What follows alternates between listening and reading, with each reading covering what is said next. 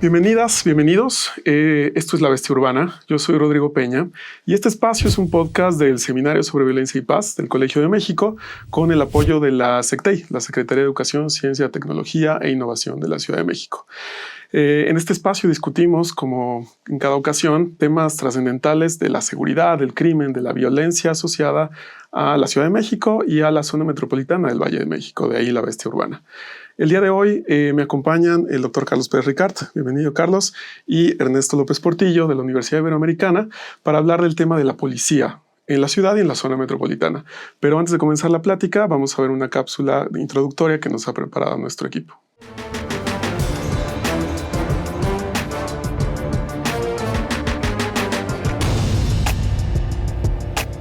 Los cuerpos policíacos del Valle de México son uno de los más longevos del continente. Su origen se remonta al siglo XIX. En la actualidad, la Policía del Valle de México es una de las más numerosas de la región. La suma de los efectivos de la Ciudad de México y el área metropolitana ronda los 100,000 oficiales de policía. A lo largo del siglo XX, la principal transformación de la policía mexicana fue su consolidación como una fuerza civil. Por supuesto, el Valle de México no fue ajeno a ese proceso. A partir del siglo XX, las asociaciones entre las corporaciones policíacas y fenómenos como la violencia o la corrupción se volvieron cotidianas. Carlos, bienvenido y bienvenido a tu alma mater. Es un placer que estés aquí con nosotros. Quisiera empezar preguntándote desde una perspectiva pues casi histórica. La policía en la ciudad tenía esta noción de ser una policía corrupta, poco profesional. Hablo de los 70s, 80s del siglo XX. ¿Qué podríamos hablar de esta época respecto a la situación policial de la ciudad y la corporación en sí misma? Bueno, empecemos, te propongo, Rodrigo, ir un poco más atrás. La policía en el siglo XX en el Valle de México, en la Ciudad de México, es una policía siempre con altos índices de corrupción, con muy mala reputación entre la sociedad, una policía fuertemente militarizada. La policía en 100 años, de 1901 hasta el año 2000, tuvo apenas cuatro jefes civiles, el resto fueron todos militares. Una policía que fracasa siempre en sus intentos de profesionalización. Todo el tiempo se habla, desde los años 70 se habla de reforma policial en la propia Ciudad de México y siempre cada 2, cada 3 años, luego nuevos intentos por reformar, purgas y sobre todo un control político sobre la policía. Eso explica, entre otras cosas, es algo que muy poca gente sabe o ha investigado, que existiese la policía auxiliar y luego la policía bancaria industrial, que son policías que básicamente respondían a intereses políticos privados muy particulares, no respondían directamente a la sociedad, ¿no? En los años 70, digamos ya para comenzar la conversación, se da uno de los peores momentos en la historia de la Policía de México. En ese momento la llamada Dirección de Policía y Tránsito, a mando curiosamente de un civil, ¿no? de El Negro Durazo, en donde la policía se convierte en un cuerpo represivo, se convierte en uno de los principales perpetradores de derechos humanos en la Ciudad de México, muy corrupta, con muy mala reputación, ¿no? Por último, una cosa que me gustaría señalar es que no solamente es una policía que se comporta de manera autoritaria frente a la sociedad, sino que los propios elementos de la policía son presa de sus propios mandos, ¿no? La historia de la policía en la Ciudad de México también es la historia del sometimiento, es la historia de la sumisión frente a los propios mandos que obligan a corromperse, que obligan a las mujeres a servir a los mandos. Es una historia muy, muy cruel por parte de los mandos frente a los propios elementos, sin derechos, sin garantías, con pocas posibilidades de profesionalización, muy mal pagadas, ¿no? Entonces una historia muy cruel, una historia muy triste, que afortunadamente se ha ido revirtiendo a lo largo de las últimas décadas, pero hay poco positivo que decir, por lo menos de la policía de la Ciudad de México a lo largo de los años 70. Ernesto, no creo estar descubriendo nada cuando digo que tú eres uno de los expertos en policía en este país y tu involucramiento en el tema policial ocurre alrededor de los 90s. Exacto. ¿No? En un momento justo cuando ocurría este diagnóstico que nos compartía Carlos. ¿Cómo era esa policía noventera? ¿Cuál era la agenda de cambio? ¿Por qué había una agenda de cambio? Y sobre todo, digamos, ¿cuál era el contexto metropolitano en el que estaba ocurriendo esa crisis? Pues agenda de cambio me suena un poquito ambicioso. Lo que había era una transformación importante, al menos de dos cosas. De las violencias. Recuerdo muy bien, alguien insistía mucho, el doctor Ruiz Harrell, que ya murió hace varios años, criminólogo, referencia para muchas personas, para mí sin duda, llevaba un recuento preciso de la evolución del crimen en la Ciudad de México. Así más o menos se llamaba su columna en Reforma. Reforma nace por ahí, justo en 94. Crimen y Ciudad, ¿no? Se llama. Creo que sí, Crimen y Ciudad. Columna en Reforma semanal. En 94 publicamos el primer libro en seguridad pública, enfocado estrictamente en seguridad pública, y lo hacemos precisamente porque no encontrábamos referencias que nos dieran pues un marco básico para crear una masa crítica que le diera tanto a la academia como a los operadores, como al periodismo, como a la sociedad civil organizada, alguna manera de nombrar esto en donde seguridad pública tuviera que ver sí con la policía, pero quizá fuera un poco más allá, que hoy sigue siendo un tema a definir con precisión en los conceptos que siguen ambiguos y siguen en disputa. Entonces yo lo que diría es que la presión mediática empieza a empujar decisiones para revisar esto de lo que habla Carlos. Sin embargo, hay que ser cuidadosísimos en qué podemos decir de lo logrado en la calle. Hay dos cosas que siempre repito. Una frase de un experto francés en un evento en el INAP, en los 90, Instituto Nacional de Administración Pública, que dejó helado al auditorio y nunca lo olvidaré. La policía no es mejor ni peor que la sociedad que la crea. Pues no nos gusta mucho oír eso. Yo lo uso porque provoca reflexiones diferentes. La policía ha sido siempre lo que el sistema político y la sociedad han depositado en ella. Y yo he usado mucho un concepto que es residual. En la policía hemos puesto históricamente lo que no queremos poner o no podemos poner en ningún otro lado.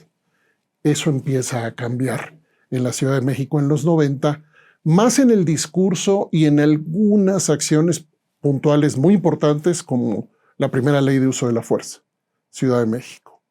La ley de seguridad pública de 94 en Ciudad de México, trabajada por Amalia García, Fernando Gómez Montt y algún otro diputado en aquel momento, diputada, como un evento de avanzada.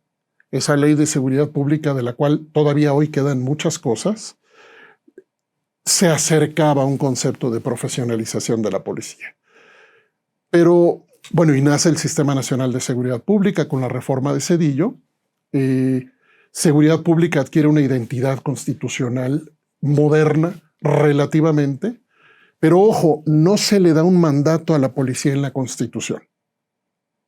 Un mandato preciso que tuviera que ver con un régimen de derechos.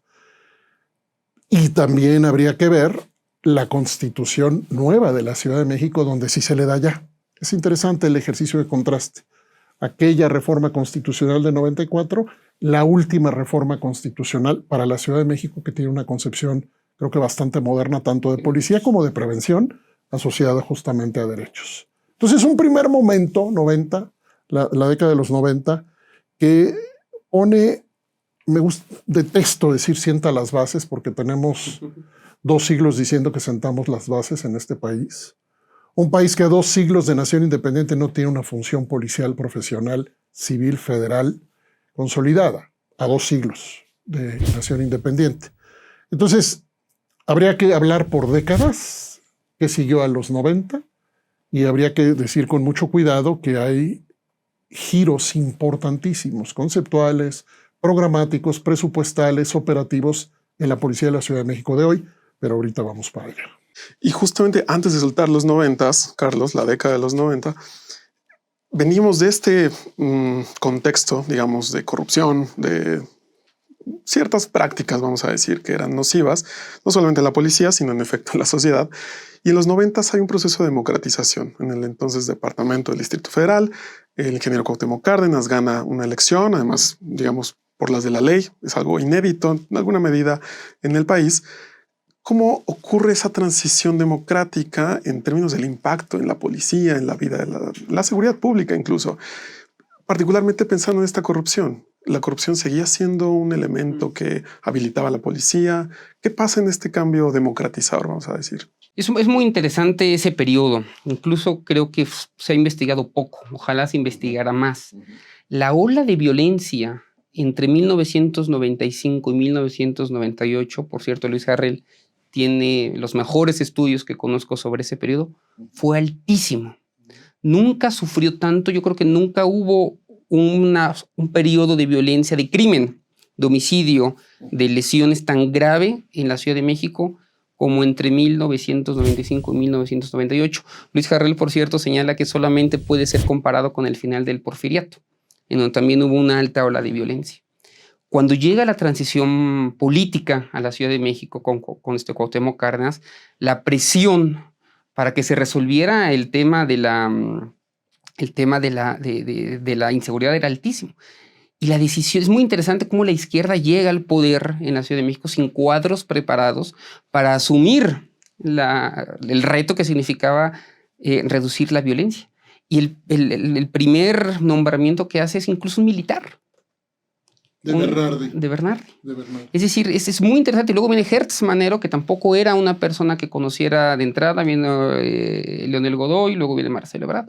Es decir, la izquierda en la Ciudad de México, cuando llega a gobernar, no tiene cuadros preparados, quizás porque para la izquierda nunca importó demasiado el aspecto de la seguridad y se las dejó siempre a la derecha. Ni conceptualizó, ni pensó, ni se preparó con buenos cuadros para hacerlo. Y yo creo que es muy simbólico que el primer jefe de la policía del gobierno de Cuauhtémoc Cárdenas haya sido precisamente un militar. Una de las cosas que va a descubrir después Hertz Manero, ya hacia el final del periodo de gobierno de Rosario Robles, es cómo dentro de la policía auxiliar y dentro de la policía preventiva, de la policía auxiliar y de la bancaria industrial, había muchísimos intereses de corrupción por parte de los mandos, ¿no? Cómo se había hecho de la policía, y tiene mucha razón Ernesto, no es ni peor que el resto de la sociedad, se había privatizado prácticamente la policía. Lo de la caja de ahorro. La caja auxiliar, o sea, el 30%, la policía auxiliar, para decirlo claro, en su momento era en realidad una asociación civil privada que se coordinaba con la SCP, pero era privada, y se le daba el 30% del sueldo de los policías, iban a dar esta caja privada a esta caja que tenían 20 mandos y que luego distribuían como quisieran. Ni siquiera pertenecía al propio Estado. Había una disociación entre el cuerpo represivo, el cuerpo importante de la policía y el propio Estado, ¿no? Entonces, si empezamos a pensar cómo estaba maleado esta propia estructura, creo que podemos tener una conversación sobre los cambios que sí ha habido muy importantes en los últimos 30 años. Una cosa más quiero decir sobre ese periodo que me parece importante. Desde los años 60, 70, 80, 90 vamos a ver un crecimiento importante del número de efectivos en la policía y de sus capacidades.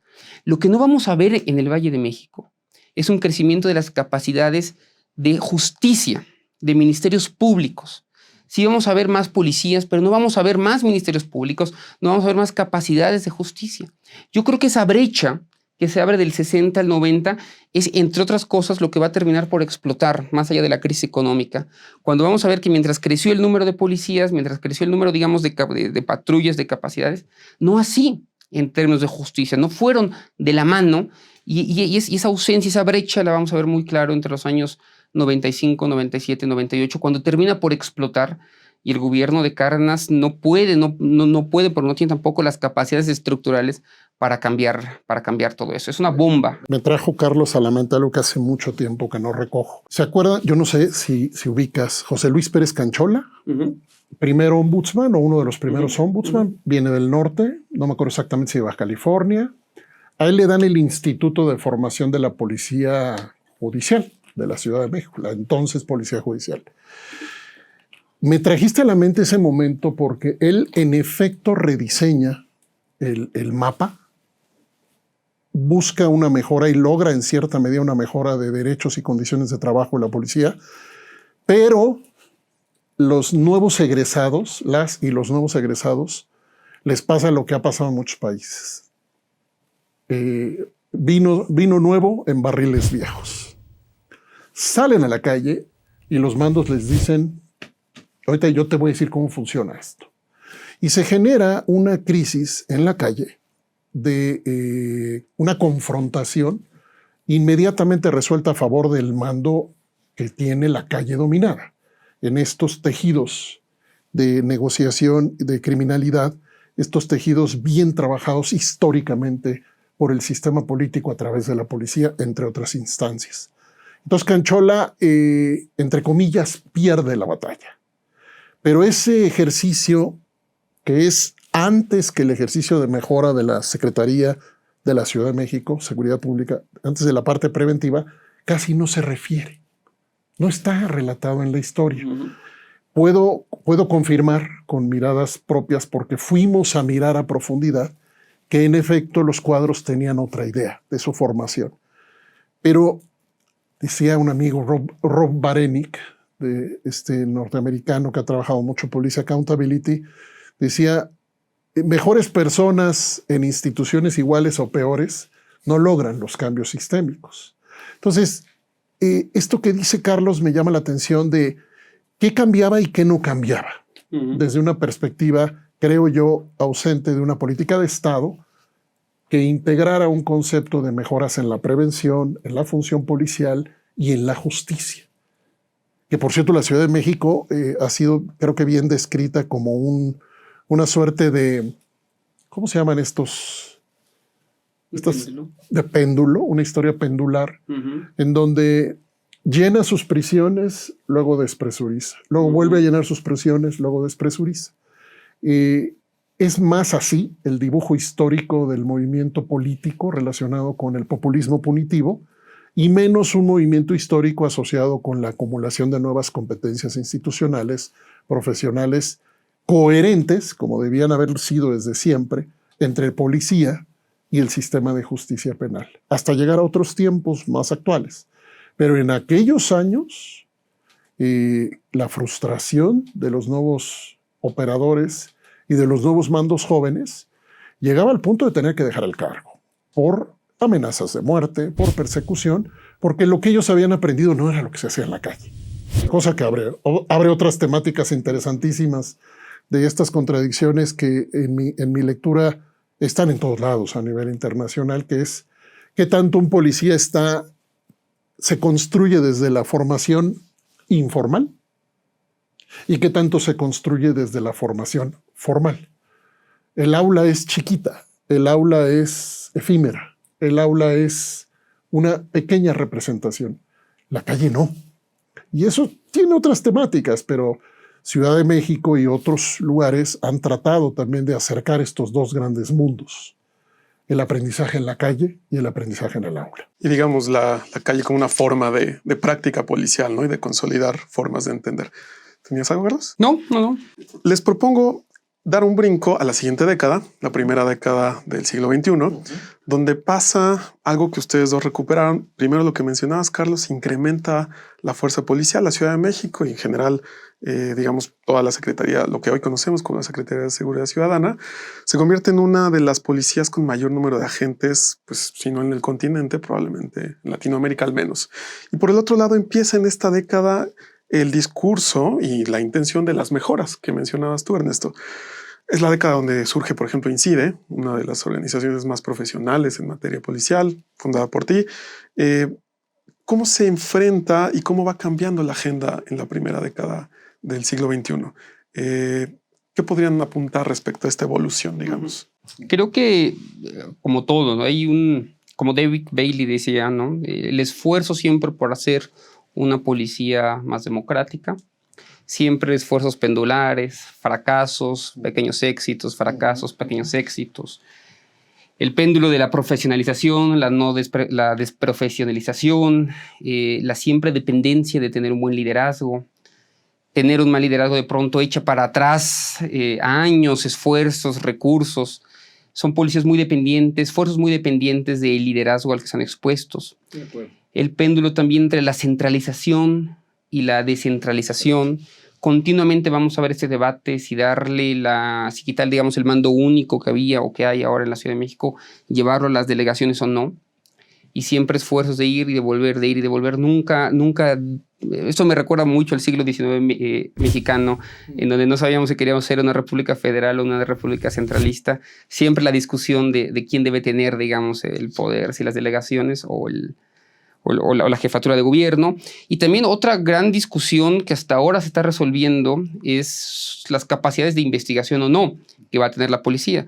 La policía de la Ciudad de México desde los años 90 va a enfrentarse continuamente frente a la policía judicial.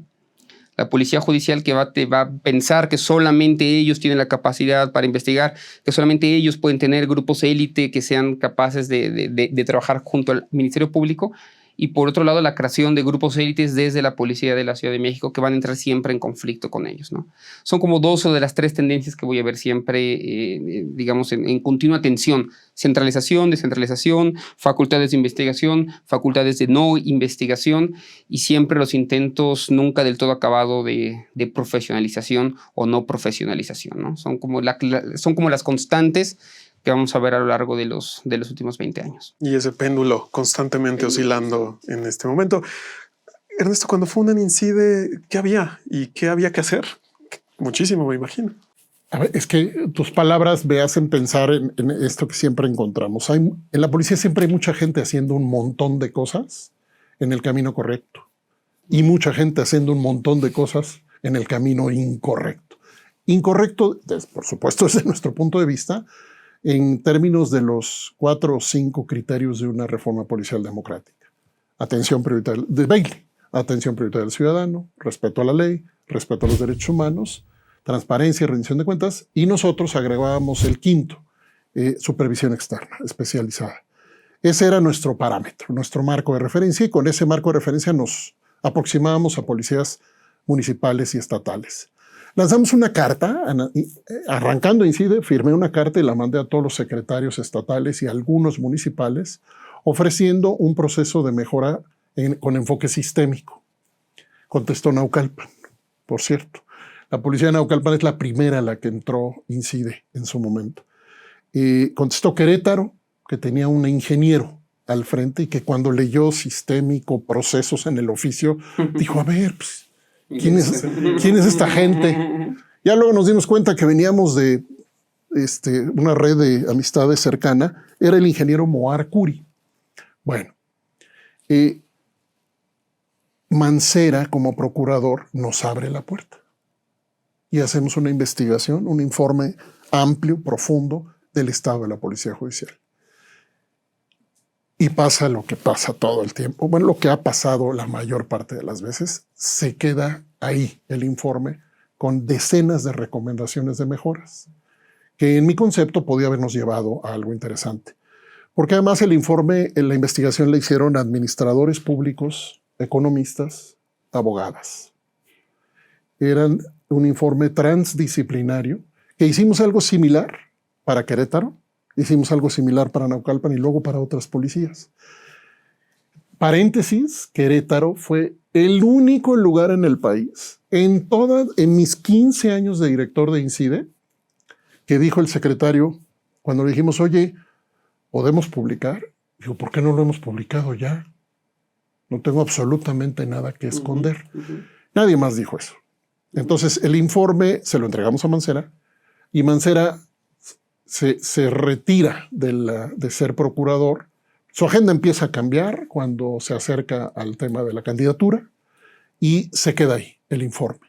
Esto venía sucediendo al mismo tiempo que Ciudad de México empezaba a dar otras noticias en términos de mejoras en la formación, en el despliegue, y nos empiezan a hablar mucho más de proximidad. Cuadrantes, modelo cuadrantes. Es que lo que dice Carlos en términos del debate centralización, descentralización, en mi concepto está en la columna vertebral de la historia de la Ciudad de México y en algún sentido del país. Pero en la Ciudad de México el tema era, ¿aproximo a la policía y la acerco a la gente desde el centro o migro a modelos en donde la policía pueda ser administrada desde las delegaciones? Siempre la discusión, siempre la posición centralizadora ganó, siempre. Pero no así el modelo de proximidad en donde parecía, creo que con bastante claridad más bien, pudimos confirmar que la discusión política y la discusión técnica no lograban ser coherentes. La disputa por el control de la policía, los recursos y los mercados criminales asociados a la policía, creo yo que se imponía sobre un tímido, muy tímido debate respecto a qué policía queríamos para la Ciudad de México. Y creo que ese tímido debate se confirma con la inexistencia de materiales, donde Carlos, yo, tú, cualquiera, pudiera ir a los 90 y luego a la primera década de siglo a consultar cuál era la posición institucional del modelo policial. No hay tal cosa. La pregunta se resuelve normalmente o se cree resolver con la ley. Es que ¿por qué necesito un modelo policial si ya tengo la ley de seguridad pública? Esa respuesta nos la han dado siempre. Esa respuesta enseña que no hay una concepción propia de lo que es un modelo policial. Eso cambió más adelante y ha venido cambiando. No sé si se ha resuelto, y eso será interesante ahorita conversar, la disputa entre centralización. Recientemente tuve una conversación amplia con el alcalde actual de la Benito Juárez, quien me habló ampliamente de cómo él vende sus logros, entre comillas posiciona sus logros de esto que se llama blindaje. Benito Juárez. Benito Juárez. Y por otro lado, el relato de la Secretaría de Seguridad Ciudadana. Ya estoy en estos días. Pero la disputa respecto a qué policía queremos, creo que sigue ahí. Que sin embargo el modelo blindaje, hasta donde yo entiendo, son policías auxiliares. Es correcto, son policías que son prestados por parte de a las alcaldías por parte de la Secretaría, ¿no? Es correcto, con un modelo o con un esquema propio que trabajó en una presencia diferente, que generó una percepción diferente.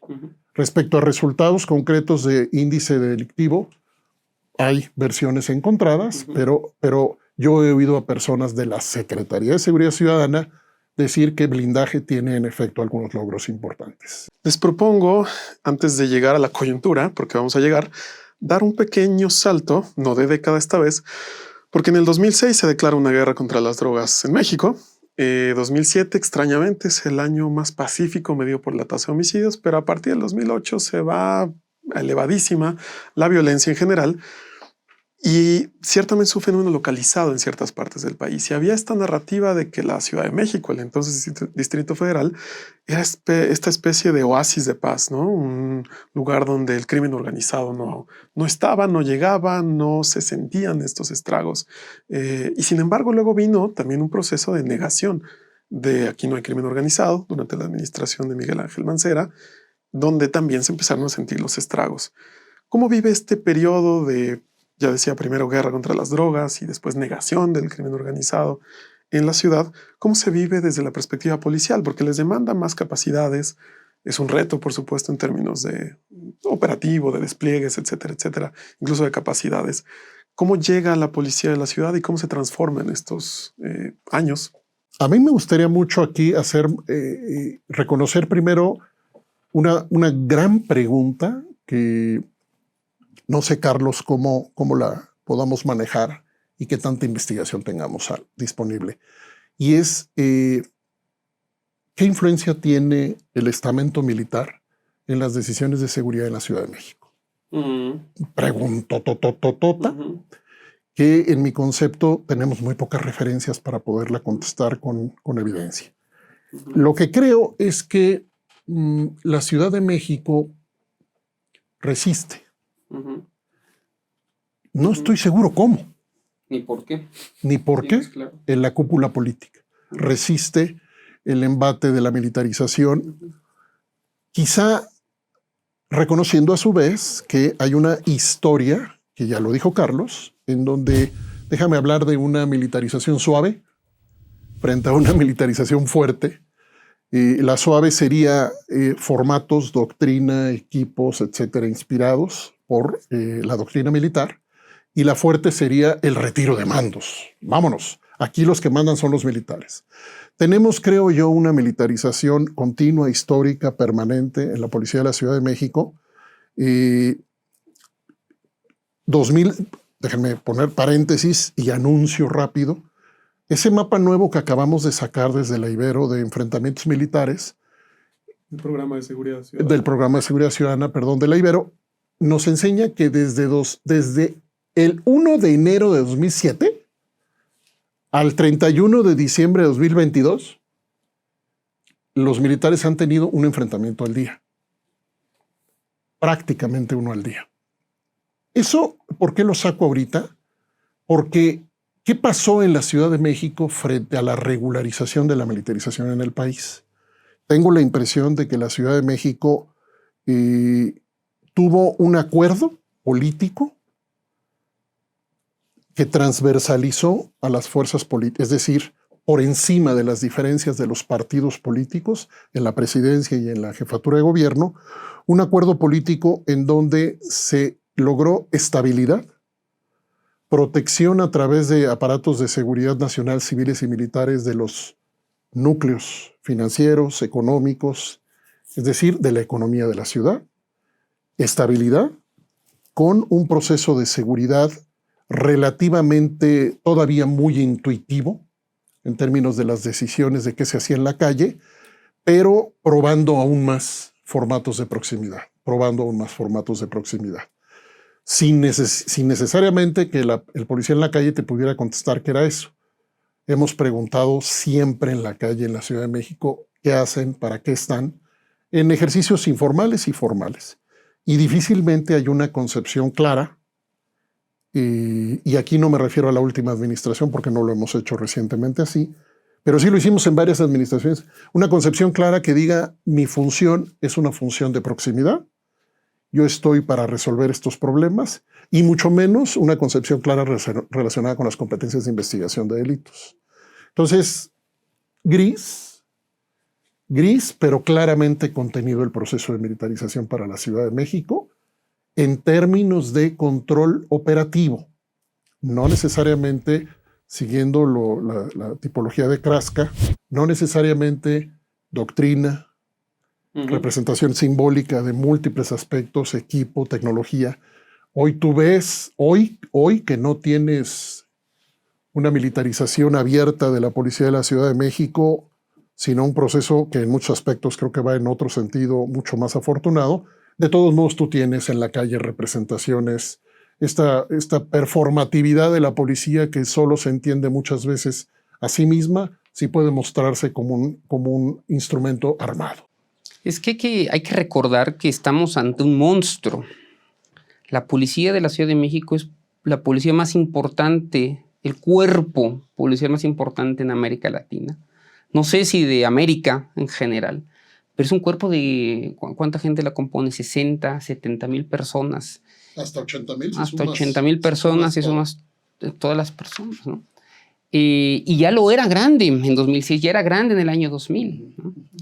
Incluso de manera proporcional frente a otras ciudades, frente a Guadalajara, frente a Monterrey, frente a León, a Tijuana, la cantidad de policías por habitante es muy alta. El presupuesto es muy alto.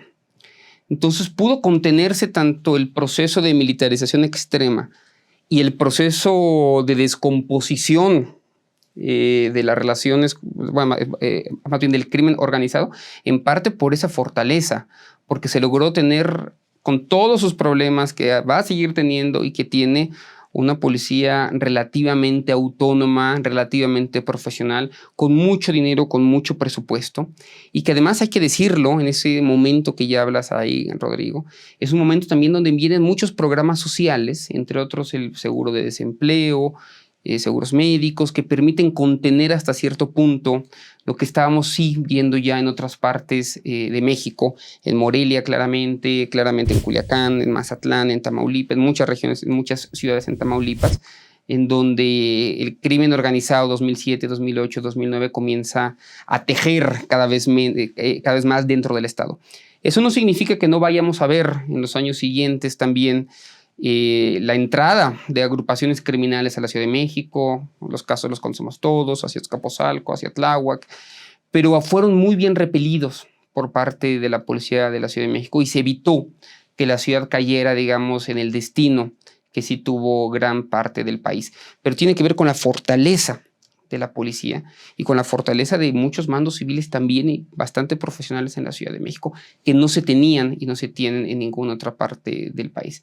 Entonces hay que dar ese reconocimiento, a pesar de no hacer y de todos los problemas que vamos a hablar ahorita más adelante, me parece que se logró contener relativamente bien. Y si bien hubo cierto proceso de descomposición hacia unos 10 años atrás, afortunadamente se ha podido revertir más o menos y seguimos hoy en Ciudad de México con una tasa de homicidios relativamente baja en comparación no solamente con el resto del país, sino con otras ciudades, ¿no? La Ciudad de México tiene hoy una tasa de homicidios de, corrígeme Ernesto, de 9 o de 10 por cada 100,000 habitantes, que es muy similar a la tasa de homicidios que vamos a ver en una ciudad como Los Ángeles o como Phoenix u otras, y probablemente la mejor en las grandes urbes en la Ciudad de México, ¿no? Sí, bueno, la reducción de 51% en lo que va a esta administración de homicidios, ¿no? Claro. De homicidios violentos en el registro oficial. Claro. En realidad lo que hay es muy interesante, pero esa era la tendencia de homicidios en la Ciudad de México y solamente durante el gobierno de Mancera, durante la administración de Mancera es cuando se eleva y en realidad lo estamos volviendo más o menos hacia la tendencia histórica de la Ciudad de México, ¿no? Que es tener aproximadamente 2 o 3 homicidios diarios en la ciudad, ¿no? Aunque ya sabemos que homicidios y otro tipo de violencia no necesariamente va de la mano, ¿no? Es decir, puedes tener un alza en homicidios que tienen que ver con criminalidad organizada, pero puedes tener disminución de robo al transeúnte o robo a mano armada. Es decir, no necesariamente van de la mano, pero en la Ciudad de México en los últimos años sí han ido de la mano, tanto la disminución de homicidios como la disminución de otros delitos muy graves, que puede ser robo a mano armada, robo en casa habitación y, digamos, crimen que afecta al resto de la sociedad. Fascinante. Carlos, Ernesto, estamos casi sobre el tiempo, pero ya me dabas pauta, Carlos, de mi última pregunta, porque no puedo irme sin preguntarles o pedirles una reflexión sobre la coyuntura. Me parece que el contexto que diste, Carlos, es muy bueno, es muy ilustrativo, porque esa es la premisa sobre la que quisiera pedirles una reflexión sobre la policía actual de la ciudad en el 2023 que estamos grabando esto. No solamente la reducción criminal, sino parece que hay un esfuerzo de profesionalización que algunos expertos catalogan como correcto, adecuado, en el camino que tiene que estar. El tamaño no solamente no ha, digamos, el reto no solo ha decrecido, sino se ha hecho más grande. La zona metropolitana exige también un reto de seguridad para la propia Ciudad de México. ¿Qué reflexión nos podrían compartir sobre el estado actual, sobre lo que vemos hoy y lo que se podría ver hacia el futuro cercano de la policía de la ciudad y la seguridad pública en general? Mira, yo pienso, Rodrigo, o empezaría esta conversación con 3 temas que creo que se han hecho bien y quizás uno donde habría que mejorar. Y creo que con eso le voy a poder dar a Ernesto pauta para que nos comente. Yo pienso que se ha avanzado mucho en el uso de tecnologías a favor de la causa policial. Pueden usarse en contra de la sociedad, de las tecnologías, pero el uso de videocámaras, el uso de los avances tecnológicos que ya conocemos, me parece que ha estado muy bien focalizado y eso ha permitido generar mejores capacidades de investigación y de inspección, ¿no? Afortunadamente se ha avanzado también en generar, digamos, adecuaciones a los marcos legales para hacer tareas de investigación. La policía en el Valle de México no investigaba. Hoy la policía en la Ciudad de México está investigando y eso tiene consecuencias reales sobre resultados. Y me parece que cada vez hay más y mejores mecanismos de control interno. Otra vez volviendo a Bailey, es muy importante que creemos policías democráticas, que creemos policías que tengan tramos de control, mecanismos de control, que permitan que los mandos no abusen de las policías, procesos de profesionalización internos en la policía. Yo creo que se ha avanzado muy bien en esas 3 áreas, tanto en el uso de tecnologías, en la parte de investigación, en la parte de los mecanismos de control y en uno cuarto más, que es muy importante, en la relación con fiscalía. No puede haber un sistema funcional de justicia y de seguridad sin una buena relación entre fiscalía que tenga procesos de focalización, de priorización, que tenga claros objetivos, y una policía que no comparta, digamos, estos objetivos de priorización y focalización a aquellos delitos que más laceran a la sociedad y donde más recursos se necesitan. En este plano cartesiano que podríamos imaginar, hay que focalizar los recursos en donde los delitos hacen más daño y en donde menos recursos se necesitan, y no en aquello que nos ocupa muchos recursos y donde no afecta tanto a la sociedad, ¿no? Que apunta a este déficit histórico que mencionabas entre seguridad y Exacto. justicia. Yo creo que eso se ha podido revertir gracias al trabajo en común entre fiscalía y policía.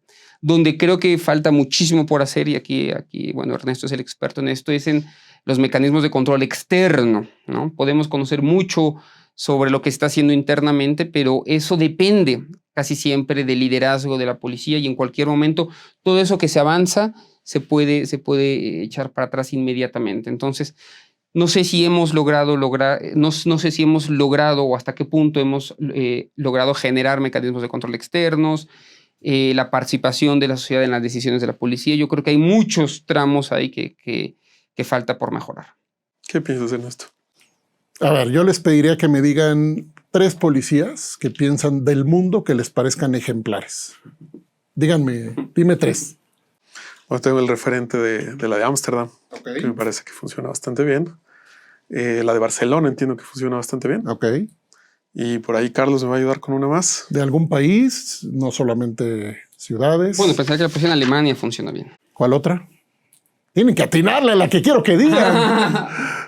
Hay una que es emblemática incluso a nivel simbólico, para representar al país. La inglesa. No, bueno, bastante. Quería que mencionaran la canadiense, pero Canadiense. Bueno. la Real Policía Montada de Canadá es una referencia auténticamente reconocida. Bueno, hace unos meses se publicó un estudio encargado a una persona externa que encontró problemas muy importantes en la Policía de Canadá. Entre otras cosas, violencia de los mandos contra las mujeres, violencia interna. Y problemas que la Real Policía Montada de Canadá había dicho hace mucho tiempo que ya no tenía. Cuando yo en el 2000, por allá, empecé a viajar en Europa, recuerdo haber entrado a la primera comisaría que entré en Inglaterra, en Londres. Lo primero que encontré fue un póster enorme que hacía una cordial invitación a la policía para dejar de maltratar a las personas negras, porque abusan sistemáticamente. ¿Qué quiero decir con esto? Yo quisiera contestarte al aquí y el ahora con un estudio en la mano que hubiéramos hecho Carlos y yo sobre rutina policial en la calle de la Ciudad de México. Un policía haciendo una película que creo que ya no maduró por falta de recursos, con una directora extraordinaria. Un policía nos dijo en una entrevista, estábamos en la colonia Roma, y dijo: pues a la gente que está aquí, yo no, con esa gente no me meto, pero hay gente que sí necesita un coscorrón. Y nos empezó a hablar de cómo maltratan a los jóvenes en la zona conurbada. ¿Qué quiero decir con esto? Puedo confirmar que hay mejoras múltiples, extraordinarias, institucionales en la Policía de la Ciudad de México. Sí lo puedo confirmar. Quien quiera mirar, tenemos cafecitos serenos, que es como le llamamos a estas sesiones. En el canal de YouTube del Programa de Seguridad Ciudadana tuvimos al subsecretario Pablo Vázquez con su equipo exponiendo alto al fuego. Extraordinaria estrategia, a mi parecer. Que va a estar acá hablándonos también. Qué bueno, fantástico. Hemos tenido a Marcela Figueroa, subsecretaria de Desarrollo Institucional, a detalle explicando las mejoras de las condiciones de trabajo de la policía. Yo les digo la verdad, yo pensé que eso nunca iba a pasar por la monstruosidad de intereses políticos. Hay que hacer estudios de cómo llegamos aquí con la Policía de la Ciudad de México, haciendo ejemplos de mejora en condiciones de trabajo, sueldo, etc. Acabamos de tener nuevamente a Pablo y a Marcela haciendo una síntesis. Bueno, necesitamos al supervisor externo, que Mancera aceptó desde la recomendación que hizo la Comisión de Derechos Humanos de la Ciudad de México por todo lo que sucedió en el día que toma posesión Peña Nieto. Entre otras de las recomendaciones de la comisión, una fue crear el sistema de auditoría externa para evaluar con enfoque sistémico permanentemente a la Policía de la Ciudad de México y hacer un enfoque cruzado, una versión cruzada, especializada, técnica, no política, que nos diga si todas estas mejoras están teniendo resultados en la calle, especialmente, por ejemplo, con la población LGTBIQ+, que es sistemáticamente lastimada por la policía, en Ciudad de México y en otras. Entonces, termino con una frase. Y ahí disputaría un poco lo que dijiste de repeler, Carlos, al crimen organizado en la Ciudad de México. Yo creo que una mejor salud de la policía no necesariamente es una peor salud del crimen organizado. Lo que sí diría es que una mejor salud de la policía reduce la violencia del crimen organizado. Eso sí. Y eso es otra cosa. Entonces, a ver si nos invitas otra vez y volvemos a platicar, porque esto puede ser contraintuitivo para mucha gente. O sea, ¿cómo? ¿Puedo tener una mejor policía y al mismo tiempo tener un tejido criminal sano? Sí, sí puedes. Probablemente con menos violencia. Probablemente con menos espacios públicos capturados, probablemente con nuevos acuerdos en el espacio público que permiten que los negocios, la convivencia opere de otra manera. Sí, porque la policía está presente y maneja información, inteligencia, prevención, investigación de mejor manera. Una mejor gestión de crimen. Pero que se haya ido en la delincuencia organizada y que los mercados criminales estén colapsados, contenidos, disminuidos, esa es otra pregunta. No es la misma pregunta. Gestión del crimen y gestión de la violencia criminal. Es correcto. En última instancia, ese es el objetivo, ¿no? Gestionarlo mejor, que haya menos violencia, que lacere menos a la sociedad. Desde Porque luego. los mercados criminales continuarán existiendo siempre que haya las mismas condiciones estructurales que lo habilitan. ¿Cómo este periodista italiano famoso? Pepino Impastato. No, este periodista italiano que cubre la andrángeta desde siempre, que cubre... Saviano publicó hace poco en El País, detuvieron a se le llama el último gran personaje de la vieja mafia. 30 años buscándolo. 30 años de inteligencia. Y por cierto, dijeron que lo detuvieron como país democrático, sin uso de la fuerza y las armas. Bueno, Saviano lo que dice es, probablemente ya no está él, pero los negocios ahí están. Totalmente. Ernesto, Carlos, se nos ha acabado el tiempo, pero la verdad es que ha sido fascinante. Les agradecemos mucho a nombre del seminario y les va a llegar esta segunda invitación porque este tema no solo va a dar para mucho y sus investigaciones además siempre son oportunas y refrescantes. Muchísimas gracias y muchas gracias al auditorio y las invitamos a que nos sigan acompañando en los episodios de este podcast La Bestia Urbana. Felicidades a todo el equipo del Seminario de Violencia y Paz. Extraordinaria iniciativa que nos enseña, creo que a todas las universidades y a sociedad civil a mucho del camino están enseñándolo ustedes. Un gusto, de verdad. Gracias. Muchas gracias.